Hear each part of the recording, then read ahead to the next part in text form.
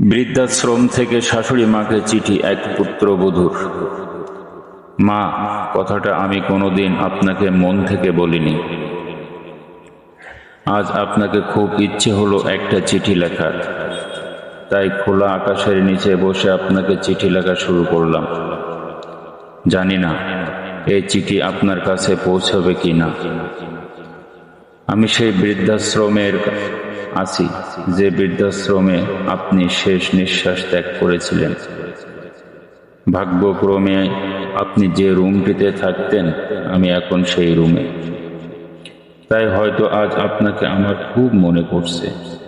ক্ষমা চাইবার অধিকার আমি হারিয়ে ফেলেছি, তাও এই চিঠি লিখছি, যদি আপনি ক্ষমা করে দেন।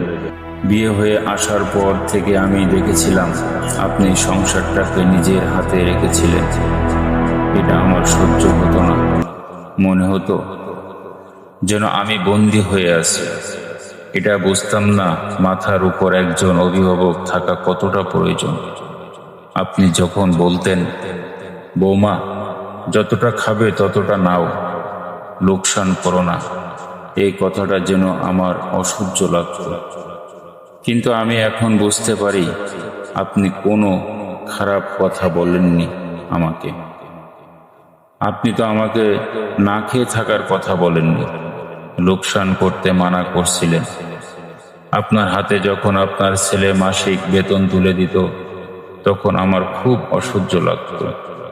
মনে হতো, মনে মনে ভাবতাম কি করে আপনার কাছ থেকে মুক্তি পাওয়া যায়। আপনার কাছ থেকে মুক্তি পাওয়ার জন্য আপনার ছেলের কাছে আমি বায়না করি, আমি তার সাথে যাব তার কর্মস্থলে। আপনার ছেলের প্রথমে অনুমতি না দিলেও পরে ঠিক মানিয়ে নিয়ে কান্নাকাটি করে। বেশ ভালোই ছিলাম দুজনে।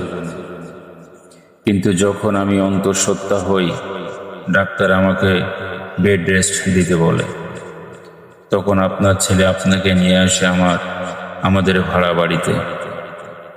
আপনি বাড়ির সব কাজ করতেন, আমাকে সেবা করতেন, তাও যেন আপনাকে আমার অসহ্য লাগত। আমারও একটি পুত্র সন্তান হয়। আমার সন্তান আস্তে আস্তে বড় হতে থাকে, সবসময় ঠাম্মা ঠাম্মা করতে থাকে। আমার এই ঠাম্মা শব্দটা শুনে অসহ্য লাগত।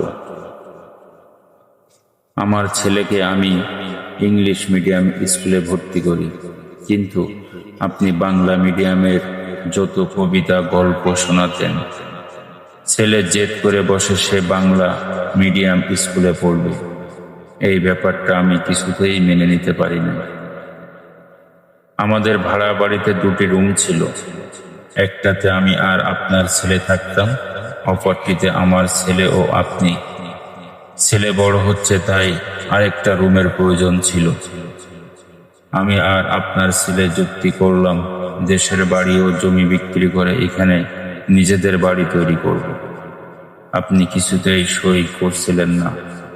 এটা বলে ওটা আপনার শ্বশুরের ভিটা, ওখানে আপনার অনেক স্মৃতি জড়িত আছে। শেষ পর্যন্ত আপনি সই করলেন। আপনার সাথে আমার কোনো মতেই বনিবনা হতো না, তাই স্থির করি আপনাকে বৃদ্ধাশ্রমে পাঠানো। তখন আমার ছেলে হোস্টেলে পড়ে, তাই আপনার ব্যাপারে কিছুই জানতে পারেনি। আপনাকে বৃদ্ধাশ্রমে পাঠিয়ে বেশ কয়েকটা বছর ভালোই ছিলাম। একদিন ফোনে খবর পেলাম আপনি আর নেই। আমি মনে মনে বললাম, যাক, বাচ্চা গেল। এরপর ছেলে বড় হলো, বিয়ে দিলাম। প্রথম ভেবেছিলাম আমি তো আর আপনার মতন গেও ভূত নই, তাই আমার সাথে আমার বৌমা বেশ মিল হবে। কিন্তু তা হয়নি। আমার সাথে যেন ইতিহাসের পুনরাবৃত্তি হচ্ছিল। যে বিষয়ে আপনার সাথে আমার তর্ক হতো, ঠিক সেই বিষয়ে আমার সাথে আমার বৌমার তর্ক হতে লাগলো। হঠাৎ করে আপনার ছেলে স্ট্রোক হয়, আর সে আমাকে ছেড়ে চলে যায় চিরতরে। আপনার ছেলের বানানো বাড়ি তাদের পছন্দ হচ্ছিল না। আমার বৌমা থাকতে চায় ফ্ল্যাটে, তাই বাড়ি ভেঙে ফ্ল্যাট বানানোর পরিকল্পনা করে।